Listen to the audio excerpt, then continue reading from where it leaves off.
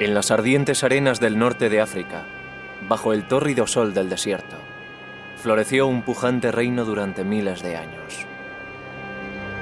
Reyes y reinas poderosos construyeron enormes templos y enterraron a sus muertos en tumbas con forma de pirámide. Pero esto no es Egipto, y el pueblo que levantó estos monumentos no fue el pueblo egipcio. Esto es Sudán, el país más grande de África, y la región donde se encontraba Nubia, un reino de oro regado por el Nilo. En aquella época fue el país más grande del mundo.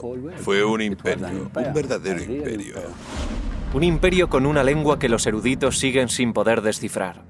Perdida en las sombras, la historia de la antigua Nubia ha constituido un misterio hasta ahora. Tienes la oportunidad de encontrar algo por primera vez. Estamos escribiendo los libros de historia gracias a los descubrimientos arqueológicos que hemos realizado en este país. Los arqueólogos están desenterrando pruebas de rituales sagrados.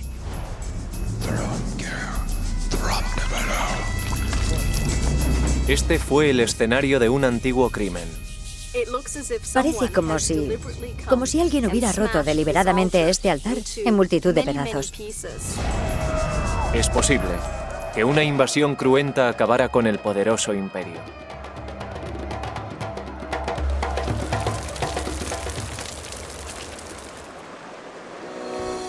Estos arqueólogos convertidos en detectives utilizarán las herramientas propias de su ciencia para reconstruir los últimos días de una ciudad perdida y devolver la vida a un reino olvidado.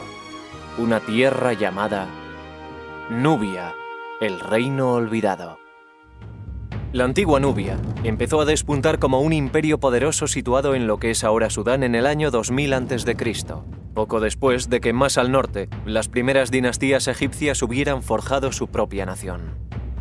Desde el principio los egipcios consideraron a los soberanos nubios y a sus formidables ejércitos de habilidosos arqueros un enemigo a tener en cuenta y un rival peligroso que se interponía en su intención de controlar el tramo sur del Nilo. Durante muchos años los faraones egipcios dominaron a sus adversarios del sur. Pero llegó un momento en el que cambiaron las tornas y los nubios conquistaron Egipto. Enemigos en la guerra y socios comerciales, la historia de estas dos naciones estuvo irremediablemente ligada durante milenios. En la actualidad son los egipcios quienes acaparan todas las miradas. Pero la historia de uno de sus rivales más poderosos está empezando a emerger de las sombras. Los nubios fueron africanos, sofisticados y artistas. Florecieron de forma independiente a Egipto durante miles de años. Las ricas vetas de oro de su subsuelo hicieron ricos a los soberanos nubios. Sus artistas alcanzaron una gran maestría a la hora de convertir el oro en joyas que adornaron a sus reyes. La cerámica nubia estaba considerada como una de las mejores del mundo antiguo.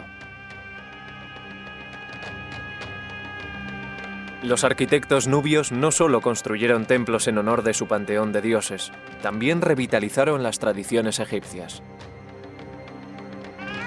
En la actualidad, Sudán tiene casi 3 veces más pirámides que Egipto. Cuando pienso en todos aquellos reyes tan poderosos que gobernaron Sudán, me gusta imaginar que pudieron ser mis antepasados. Siento que pertenecemos al mismo pueblo. En la década de 1920, el arqueólogo George Reisner excavó las magníficas tumbas nubias y estableció las bases de una cronología de reyes y reinas que se extiende a lo largo de más de 1000 años. Conocemos sus nombres, pero muchas de sus historias siguen ocultas en el código críptico de la lengua nubia. Para poder descifrar esa lengua, los arqueólogos sueñan con encontrar una nueva piedra de Rosetta, como la utilizada para traducir los jeroglíficos egipcios en 1822. Sería fantástico que pudiéramos encontrar un documento de tanta importancia. El sueño de todo arqueólogo es encontrar la pista que le ayude a resolver un rompecabezas como este. Ahora, este nuevo yacimiento arqueológico, una ciudad perdida en el desierto, puede guardar la llave que nos permita abrir las puertas del pasado de Nubia. Los arqueólogos Julie Anderson y Salah Ahmed salieron de Jartum y recorrieron 350 kilómetros en dirección norte. Tras 9 horas de viaje envueltos en una densa nube de polvo, llegaron a su destino, la moderna ciudad de Dangeil. El yacimiento está escondido entre misteriosos montículos de arena situados cerca del centro de la ciudad. Es una ciudad nubia bien conservada, de 2000 años de antigüedad, y de una extensión similar a la de 24 campos de fútbol. Los exploradores europeos cruzaron por este remoto rincón del norte de Sudán en el siglo XIX y dejaron testimonio de unos túmulos construidos con ladrillo rojo y escombros. Pero no fue hasta que Julie y Salah exploraron el yacimiento hace 3 años cuando se confirmó la existencia de una ciudad antigua. Empezamos a excavar y en los primeros 20 minutos encontramos lo que parecía ser un suelo y empezamos a limpiarlo. Por fin encontramos los bordes y nos dimos cuenta de que estábamos sobre una enorme pared. No era ningún suelo. Nos llevamos una sorpresa. De pronto empezamos a comprender que el yacimiento era gigantesco, mucho más grande de lo que habíamos previsto. Para desenterrar la ciudad serán necesarios muchos años, muchos trabajadores y vaciar incontables cubos de arena. Pero una estructura impresionante ya está emergiendo a la luz. Bajo uno de los túmulos centrales, el equipo ha encontrado los restos de uno de los templos más grandes de Sudán. Julie y Salah no saben exactamente cuándo fue construido, pero creen que está dedicado al dios supremo Amón, la deidad con cabeza de carnero adorado tanto por nubios como por egipcios. Los templos dedicados a este dios tienen una estructura clásica basada en el templo egipcio de Karnak, y el templo de Dangeil parece seguir la misma disposición. Tras varios meses de duro trabajo, los trabajadores han retirado más de 500.000 kilos de arena y han sacado a la luz uno de los mejores patios pavimentados que Salah haya visto jamás. Estoy sentado en el suelo del segundo patio del templo de Dangeil y, como se puede ver, es un suelo precioso, maravillosamente construido con baldosas de piedra arenisca. Las junturas son muy estrechas, las baldosas están muy bien colocadas. Parecen baldosas recién puestas, como si nadie las hubiera pisado.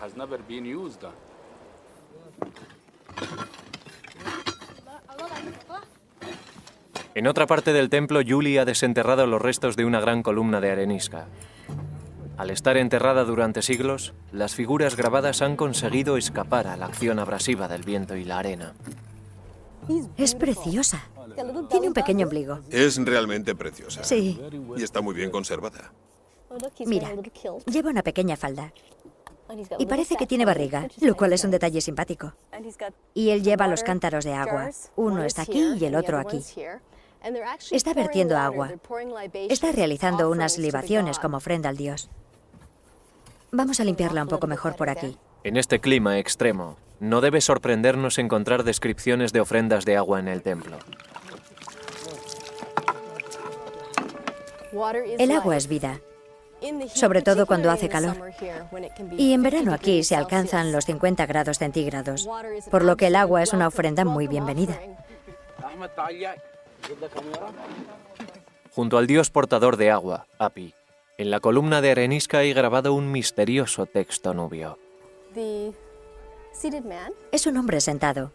Esta es la letra A y esta es la cabeza. Tiene un brazo caído y el otro levantado. Parece como si estuviera agachado, pero sabemos que suena como A.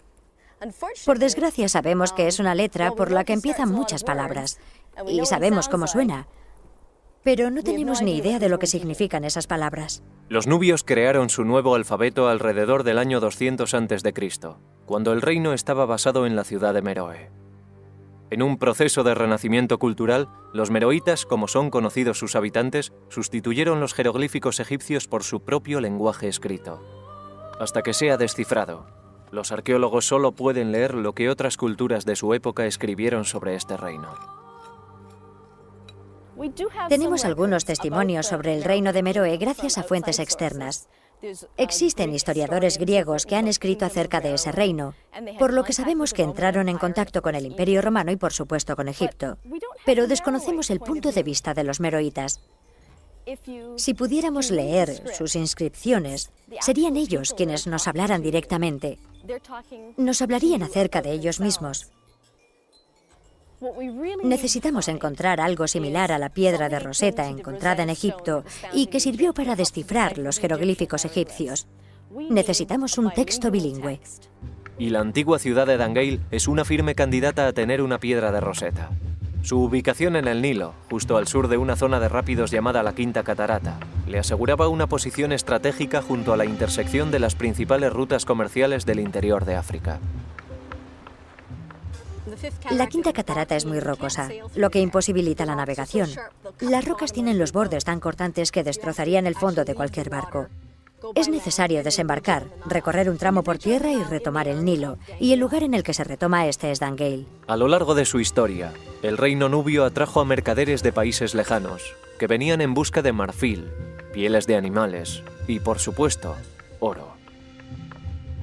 Mercaderes de distintas culturas y lenguas. Griegos, egipcios y romanos comerciaron con Nubia. Muchos tuvieron que pasar por Dangeil, y es posible que dejaran alguna inscripción bilingüe. Pero por ahora el único camino hacia el pasado de Nubia se encuentra bajo tierra.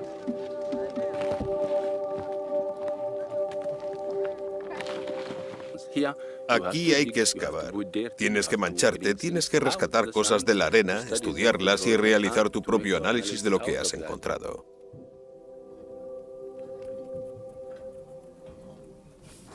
El clima del norte de África no siempre ayuda. Tras 3 semanas excavando en la arena, un remolino de polvo en el horizonte anuncia que las condiciones de excavación van a endurecerse aún más.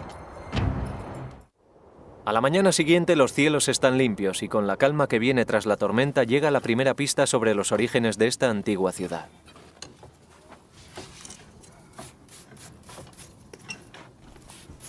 Esto es maravilloso. Salah. ¿Sí? Un cartucho. Solo la realeza tenía el privilegio de rodear su nombre con una simbólica forma oval llamada cartucho. Se pensaba que este motivo, en forma de cuerda atada por sus extremos, protegía el nombre imperial de cualquier daño. Aquí tenemos la parte inferior del óvalo. Y esta es una de las letras. Por supuesto, el nombre de un rey tiene muchas letras, así que esta no es más que una pequeña pista. Si encontramos el nombre del rey en el santuario, sabremos quién fue la persona que construyó el templo. Es una pieza muy importante. Ahora necesitamos encontrar el resto del nombre, y confío en que esté en alguna parte, porque evidentemente esta pieza ha tenido que salir de algún sitio.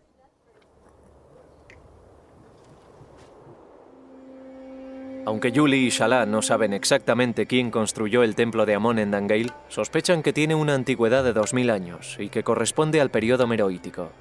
Esa fue la época dorada de Nubia, cuando los reyes nubios gobernaban desde Meroe y eran enterrados en el cementerio real en tumbas que tenían una forma que nos resulta familiar. Influidos por la proximidad de Egipto, los nubios admiraban las enormes tumbas de Giza y empezaron a enterrar a sus reyes en sus propias pirámides, que a diferencia de las egipcias tenían los lados más escarpados. A su lado construyeron capillas para las ofrendas, ricamente decoradas con grabados que representaban la cómoda vida ultraterrena del rey, atendido por sus numerosos sirvientes.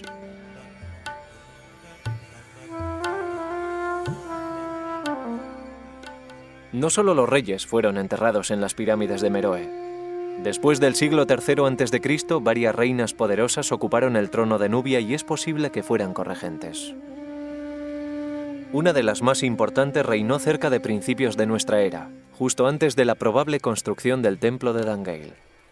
Amenishaketu fue una poderosa reina nubia. Aparece representada portando arcos y flechas, armas que tradicionalmente solo solía utilizar el hombre, y lleva atados a unos prisioneros. Hay bastantes posibilidades de que combatiera contra los romanos. En el año 23 a.C., los romanos atacaron el reino nubio. Según su testimonio, al mando de las tropas nubias estaba una valerosa mujer tuerta que los arqueólogos creen que puede tratarse de Amonishaketo. La reina consiguió impedir que los romanos conquistaran su reino, e incluso logró la firma de un tratado de paz favorable. Aunque difuminadas, aún pueden encontrarse restos de la imponente figura de Amonishaketo en las paredes de su capilla de ofrendas. El gran tamaño de la figura demuestra lo poderosa que es la mujer y también que está bien alimentada. Esta representación sigue el canon de belleza meroítico. Luce un montón de brazaletes en los brazos y anillos en los dedos. Parece como si estuviera cubierta de oro. Fue una mujer muy afortunada por tener tantas joyas. El perfil real de Amonishaketo salió a la luz por primera vez en 1834, cuando el explorador italiano Giuseppe Ferlini viajó a Sudán, deseoso, como él mismo declaró, de hacer alguna contribución útil a la historia. Pero lo que buscaba en realidad era oro. Ferlini confiaba en hacerse rico vendiendo en Europa el producto de sus saqueos. Su codicia le llevó hasta el campo de pirámides de Meroe.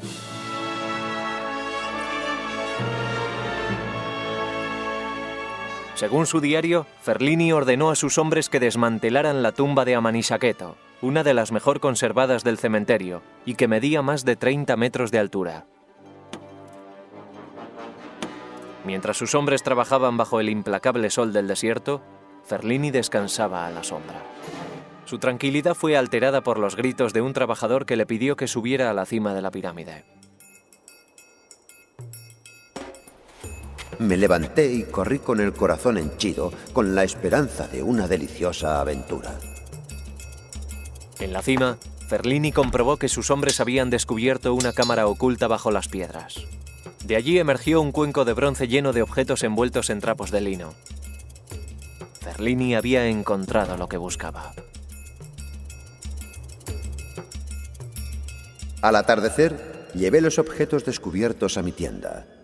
Y cuando todos mis sirvientes se fueron a dormir, saqué los preciosos objetos y los estudié con el corazón rebosante de alegría. Admiré el oro que tanto abundaba y fui consciente de que excedía sobradamente a lo que yo sabía que estaba expuesto en todos los museos de Europa. Ferlini había descubierto una asombrosa cantidad de joyas. En la actualidad, gran parte de su descubrimiento se expone en el Museo Egipcio de Múnich.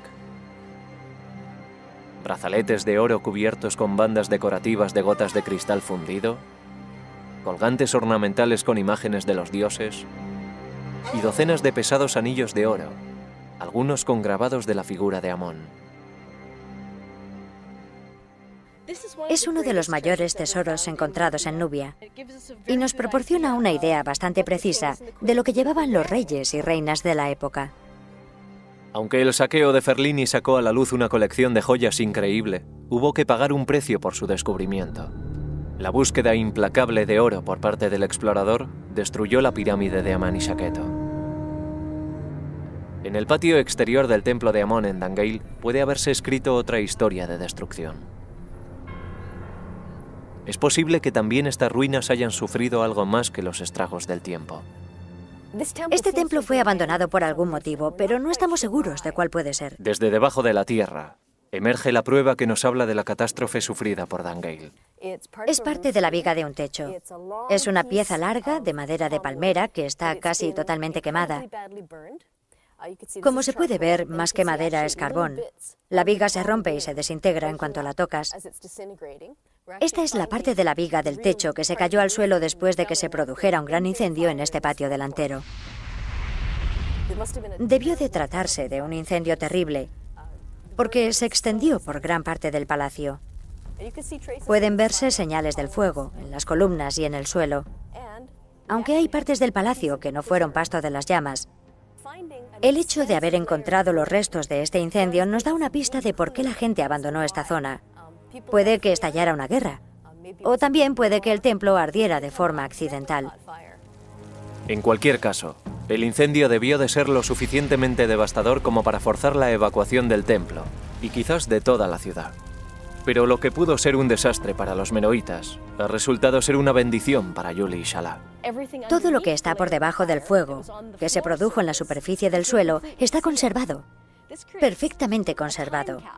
Se ha creado una cápsula de tiempo, se ha conservado un momento del tiempo muy concreto para que nosotros podamos contemplarlo. Si la teoría de Yuli y Shala es correcta, ese momento del tiempo podría corresponder con los días finales del Imperio Nubio. Los arqueólogos saben muy poco acerca de ese periodo, pero las excavaciones en Dangeil podrían explicar cómo y por qué se derrumbó el poderoso reino nubio. Pero para conocer los orígenes del imperio debemos examinar una serie de monumentos situados más al norte.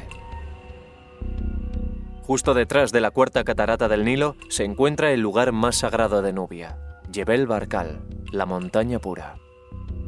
A sus pies se encuentra el templo dedicado a Amón más grande y posiblemente más antiguo de todo el país. Domina un fértil tramo del Nilo que ha dado vida a esta región durante más de 3000 años. Sus templos y sus tumbas tienen mucho que decirnos acerca de los primeros años del reino nubio. Shala deja la excavación durante unos días para realizar su peregrinación anual a Jebel Barkal. Voy en coche y paso allí 3 o 4 días. Después me siento otro. Soy un hombre nuevo. Pero antes debe cruzar el Nilo. En esta parte del país hay pocos puentes. Por eso estas barcazas transportan el tráfico de una orilla a otra del río. Shala está a punto de cambiar el verde y exuberante valle del Nilo por la tierra inhóspita del desierto de Bayuda. Es un viaje de 180 kilómetros en dirección noroeste a lo largo de una ruta que hunde sus raíces en la historia. Shala está siguiendo el mismo camino que recorrieron los grandes reyes y reinas de Nubia para llegar a los templos de Jebel Barkal. Hace mucho calor y la carretera es muy accidentada. La conducción se hace muy difícil, pero a mí me encanta. Al final de la carretera se encuentra Karima, la ciudad donde nació Shala, situada al pie de Jebel Barkal. La propia montaña alcanza un gran relieve cuando la ves destacar sobre la llanura que la rodea. De pronto te encuentras con una montaña que se levanta a 100 metros del suelo. Es impresionante. Para el joven Shala, que creció al pie de la montaña sagrada, Jebel Barkal y las ruinas que la rodean fueron una presencia constante. Cuando era niño me gustaba esta montaña. Solía venir todos los viernes con mis amigos y nos divertíamos mucho. Pero al mismo tiempo estas ruinas eran un misterio para mí. Sentía curiosidad por saber cuál era su origen y conocer el misterio de la montaña.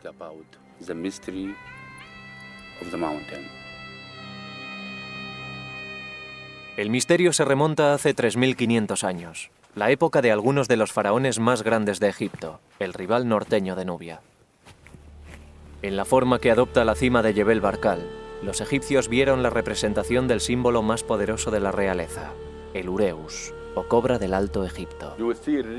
Puedes ver la silueta de una corona con el símbolo de la realeza en su parte delantera.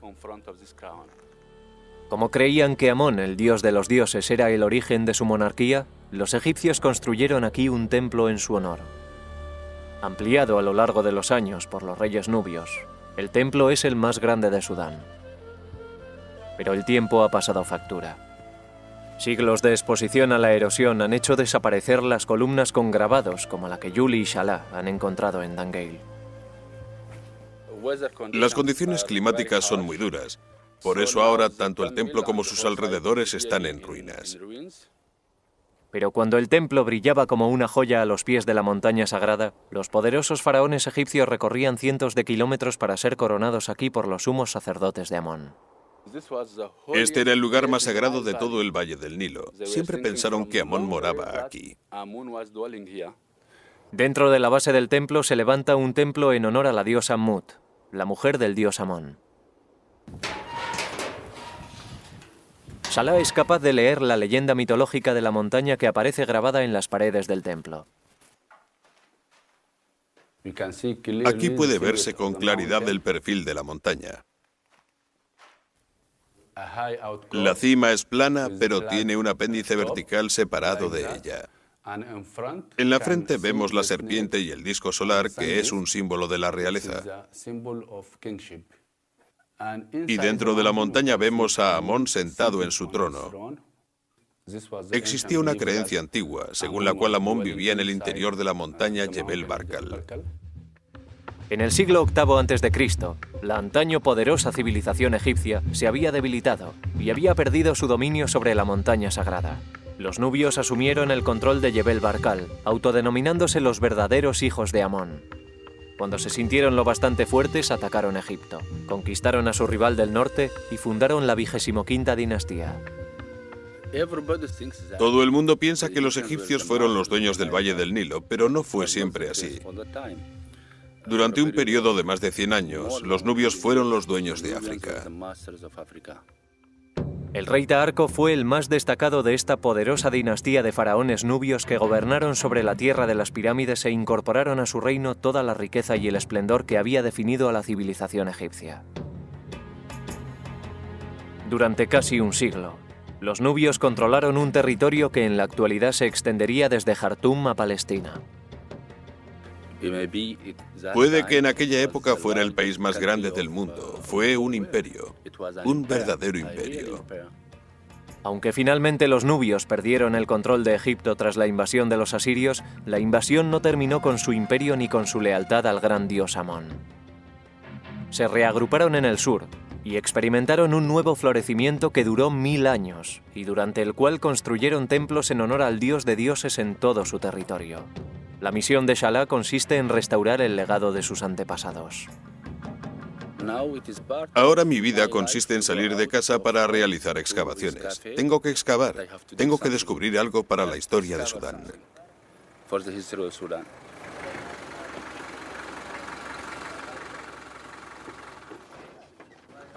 De vuelta en Dangeil, Salah va a enfrentarse a un nuevo reto.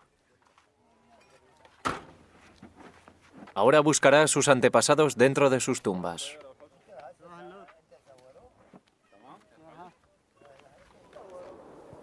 En las afueras de la ciudad, junto al cementerio moderno de Dangeil, los trabajadores de un proyecto de irrigación han descubierto un cementerio antiguo. Todo parece indicar que la excavadora ha abierto la zanja justo donde estaban las tumbas. ¿Es una mala noticia?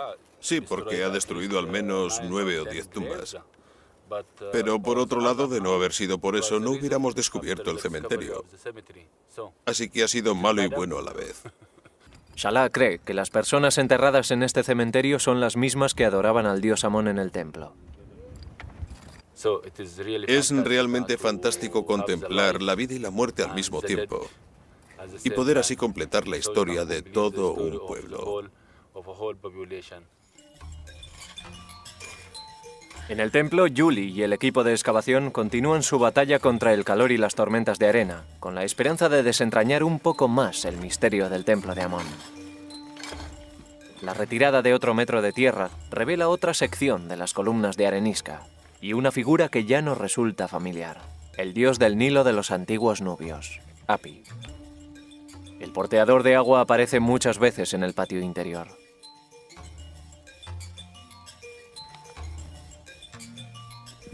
En esta columna tenemos 8 figuras de Hapi y en las demás columnas tenemos otras 8. Así que cuando terminemos tendremos 32 figuras de Hapi. Hapi es el dios del Nilo y, como podemos ver, porta unas vasijas que vierten agua. Con ello quieren indicar que el dios lleva la fertilidad del Nilo a la gente que habita en sus riberas. Por eso Hapi era tan importante para la gente que vivía aquí.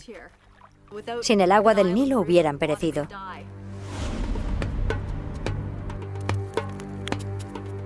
El agua era tan importante para los antiguos nubios que desempeñó un papel fundamental en la vida diaria de este templo.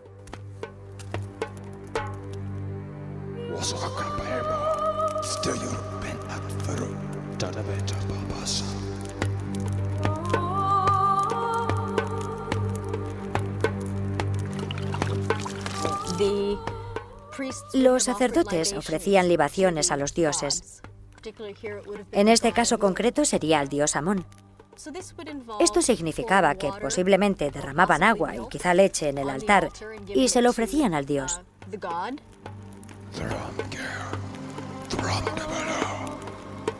Los sacerdotes de Amón llevaban a cabo este ritual en la parte más sagrada del templo, el santuario interior.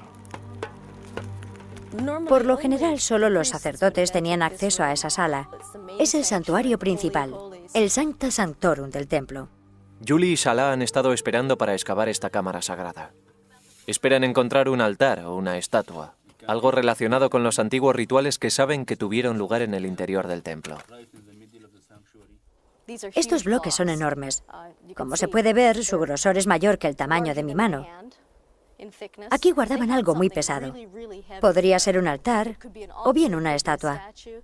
Es aquí donde los sacerdotes harían sus ofrendas a Amón. Pero en el lugar en el que debía levantarse el altar, Julie encuentra las inquietantes pruebas de una profanación. Parece que alguien excavó un gran agujero en el suelo del santuario principal del templo. El altar sagrado ha desaparecido. O bien se lo llevaron con ellos o lo volcaron para llevárselo y se rompió al caer. Pero no hay duda de que, sea como sea, cometieron un sacrilegio terrible. Tras este descubrimiento, los restos del incendio encontrados en el patio delantero ya no parecen ser obra de un accidente.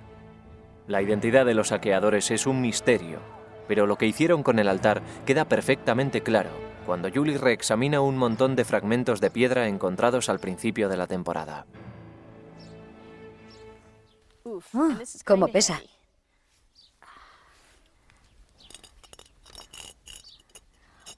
Esta es la esquina superior de un altar. Y como he dicho, es bastante pesada. Así que debió de haber hecho falta mucho músculo para despedazar el altar en todos los fragmentos que vemos aquí. Por suerte, aunque el altar está destruido, una pieza crucial permanece intacta. Hemos completado esta pieza. Es la pieza perdida del cartucho que estaban buscando. Ahora podrán descifrar el nombre del soberano que levantó este templo. Y no es un rey. Su nombre real es Marikalpa, y es uno de los nombres de la reina Amanitore. El templo ha dejado de ser anónimo. Ahora tiene un soberano y una fecha. Amanitore fue otra poderosa reina nubia que reinó durante el primer siglo después de Cristo. Conocemos el aspecto que tenía la reina. Esta es su corona. Y en la parte delantera aparece un ureus doble, esto es, dos serpientes con un pequeño disco solar encima de cada cabeza. Y esta es su nariz, que destaca en su perfil. También se ve una oreja y un pequeño pendiente en este lado. Y se la representa con una hermosa y rolliza mejilla para significar que posee belleza y fertilidad, que no le falta comida y que puede traer hijos al mundo sanos y fuertes. La reina Amanitore y el rey corregente Natakamani reinaron sobre Nubia durante la época de Cristo. Esta poderosa pareja honró a los dioses construyendo más templos que casi cualquier otro soberano nubio. El complejo de Naga, situado a 200 kilómetros al sur, es un testamento impresionante de su devoción. Para llegar al templo hay que recorrer una avenida flanqueada por estatuas de carneros en homenaje a Amón, lo que nos da una pista de lo que podría esconderse bajo las arenas de Dangale.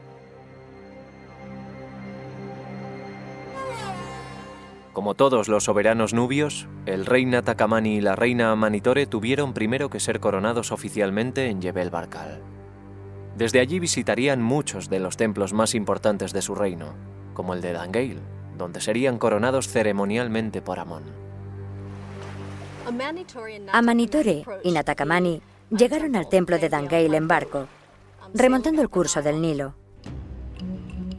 Al llegar, se dirigieron al santuario principal. El complejo del templo de Amón se les aparecía como un espejismo en el horizonte.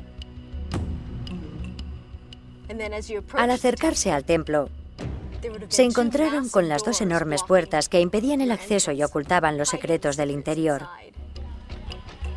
Conducidos por los sumos sacerdotes, la reina Amanitore y el rey Natakamani entrarían al templo seguidos por su cortejo y avanzarían hasta el santuario interior. Lo primero que harían sería encender incienso para aromatizar la sala.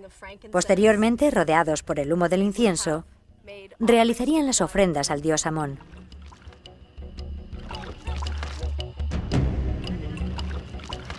Entonces los sacerdotes de Amón, hablando en nombre del dios, indicarían quién debía ser el sucesor, quién debía ser el próximo rey. Posteriormente llegaría el momento de la coronación. El rey era coronado oficialmente por Amón, en este caso presumiblemente por su representante en la tierra, el sumo sacerdote de Amón.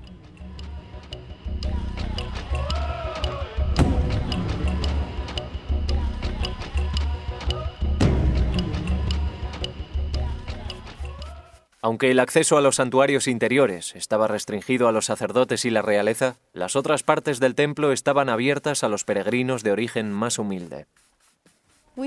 Hemos encontrado una huella de pie con una inscripción en una de las losas del primer patio. La inscripción la dejó un peregrino que vino a visitar el templo. Servía para demostrar al dios y a otros peregrinos que esa persona había visitado el templo. Es algo muy humano.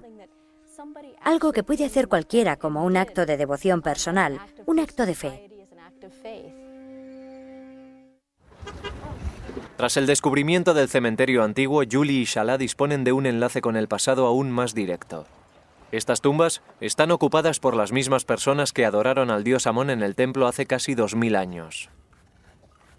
Shala empieza la excavación de una nueva tumba que no se ha visto afectada por el canal de riego. Me basta con cepillar así para descubrir o darme cuenta de si hay algo antiguo bajo esta superficie.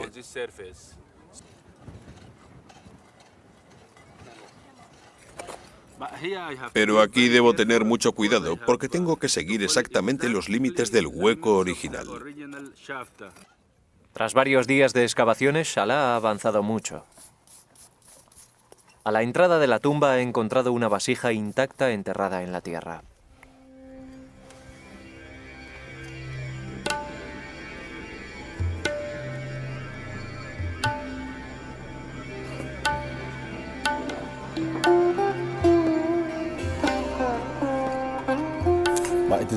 Es una vasija preciosa. Me gusta mucho su forma. Tiene una forma preciosa. También el color es muy bonito. Creo que es una pieza de museo preciosa. Es probable que la familia del difunto utilizara la vasija para quemar incienso en honor del fallecido como una última prueba de dolor. Este tipo de vasijas se colocaban boca abajo en el exterior de la tumba. La tumba se sellaba para lo que los meroitas creían que iba a ser la eternidad. Los familiares del difunto buscaban consuelo en el templo, donde rezaban por los enfermos y los muertos. Otras personas venían a dar gracias a los dioses por un nuevo nacimiento o por una cosecha abundante. Aquellos que querían entrar en el complejo del templo debían antes cruzar una inmensa puerta flanqueada por dos majestuosos bloques de piedra. A medio camino de una avenida flanqueada por carneros, podrían resguardarse del sol bajo una estructura techada sostenida por columnas. Más adelante se encontraban las grandes puertas del templo. El templo estaba completamente pintado. También las columnas estaban pintadas, incluso las paredes. Había color por todas partes. La parte inferior de las paredes y de las columnas del santuario exterior estaba decorada por la figura del dios Hapi portando agua, mientras que las imágenes del rey y la reina realizando ofrendas a Amón adornaban las zonas superiores de la cámara. Incluso las estatuas de los dioses estaban pintadas. Los sacerdotes cuidaban de las estatuas a diario, perfilando de negro con carbón los ojos pintados de rojo del carnero. Hasta ahora, Julie y Shala no han encontrado ningún resto de estas estatuas de Amón, pero saben que tienen que estar en alguna parte del interior del complejo del templo. Pero lo que han encontrado en una nueva zanja abierta en el exterior de la nueva entrada le hace pensar a Julie que las nuevas estatuas desaparecidas podrían haber sufrido el mismo destino que el altar del santuario interior. Hemos encontrado los pedestales de grandes estatuas, rotas en múltiples pedazos. Las estatuas están rotas en numerosos fragmentos. Hay literalmente miles y miles de fragmentos, muchos de los cuales están absolutamente irreconocibles. Tras excavar durante horas, encuentran al fin un fragmento que pueden reconocer. Creo que hay algo ahí. Oh. Es el ojo pintado de rojo de un carnero. El ojo. El ojo. Los ojos de los carneros tenían este aspecto. Este descubrimiento nos indica que aquí había estatuas de carnero. Y si estamos buscando carneros en concreto, es porque es el animal que representaba al dios Amón. A diferencia de las estatuas de carnero del templo de Amón en Naga, que siguen intactas después de todos estos años, las estatuas de Dangeil han corrido una suerte mucho peor. Parece que los intrusos recorrieron la avenida y fueron de estatua en estatua. Primero la derribaban, después la destrozaban y a continuación pasaban a la siguiente. Un trabajo duro, pero los asaltantes no se presentaron con las manos vacías. En el interior del templo, justo en el escenario del crimen, encontramos esto, que en un principio no sabíamos lo que era. Está quemado por un lado. Es una roca muy pesada que cabe perfectamente en mi mano. Y cuando empezamos a estudiarla con más atención, nos dimos cuenta de que esta era la superficie con la que golpeaban, y llegamos a la conclusión de que es un martillo de piedra. Ahora contemplamos la hipótesis de que es posible que utilizaran este tipo de rocas para romper las estatuas y el altar en multitud de pequeños fragmentos. Armada con una herramienta similar, no un artefacto, Julie pondrá a prueba su teoría con un bloque de piedra arenisca. Este es el tipo de arenisca que utilizaron en las estatuas de los carneros situados delante del templo. Imaginemos que esto es un carnero que he derribado.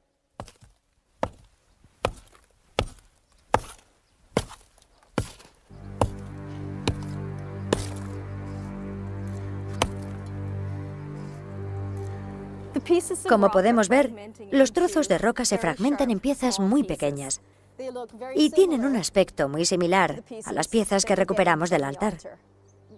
Estoy bastante contenta con esta demostración porque todo parece indicar que pudieron utilizar estas hachas de piedra para destruir las estatuas. Nos enfrentamos a un crimen. La hipótesis de una invasión gana enteros. Alguna fuerza poderosa pasó por Dangeil a sangre y fuego y arrasó el templo sagrado. Los invasores saquearon el santuario. Borraron toda referencia a los soberanos nubios y destruyeron los símbolos de sus dioses. Se llevaron todos los objetos de valor. Y por último, como gesto de despedida,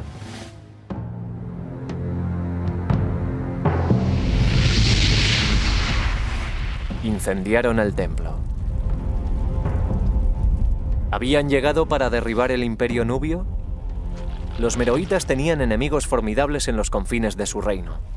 Estaban rodeados por feroces tribus nómadas del desierto, y había un reino rival en lo que ahora es Etiopía.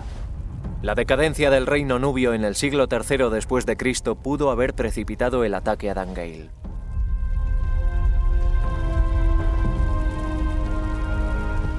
Una cosa es segura, la antigua ciudad nunca se recuperó del golpe.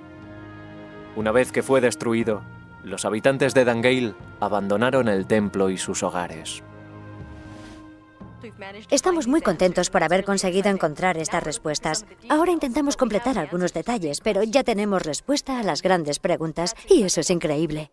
Es una recompensa extraordinaria para su primera temporada de excavaciones. Pero a Salah aún le queda mucho trabajo en el cementerio. Por fin, ha conseguido acceder al interior de la tumba, donde ha encontrado una enorme vasija para realizar ofrendas.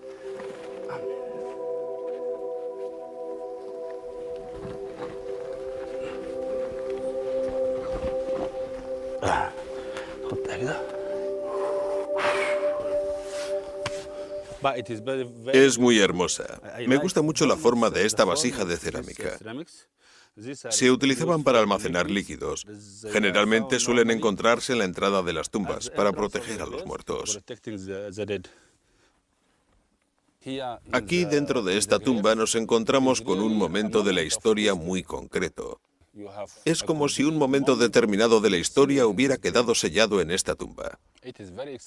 Es muy emocionante encontrar los huesos para poder reconstruir todo el cuerpo.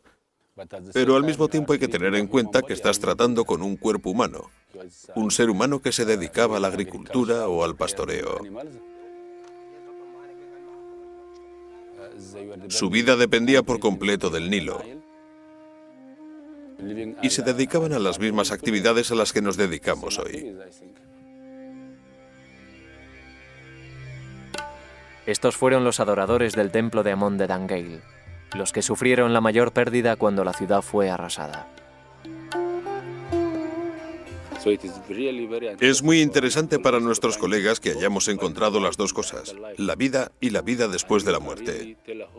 Ahora podremos contar la historia completa de este pueblo, cómo vivieron y cómo murieron. Pero la historia aún no ha llegado a su fin. Aún tenemos muchísimo trabajo por delante en Dangeil. Quedan muchísimos túmulos y algunos edificios que están muy bien conservados. Salah y yo podemos pasarnos aquí 20 o 30 años, por lo menos, sin haber hecho más que rascar la superficie de todo el yacimiento. En algún lugar, debajo de la arena, puede estar esperándoles la deseada piedra de Rosetta, el secreto que les permita descifrar el misterioso lenguaje nubio. Además, muchas de las estructuras de la enorme ciudad de Dangeil siguen ocultas. Creo que es un trabajo para toda una generación. Y lo que uno tiene que hacer es formar parte de esa generación y confiar en que sus hijos continúen con su trabajo hasta completar la historia.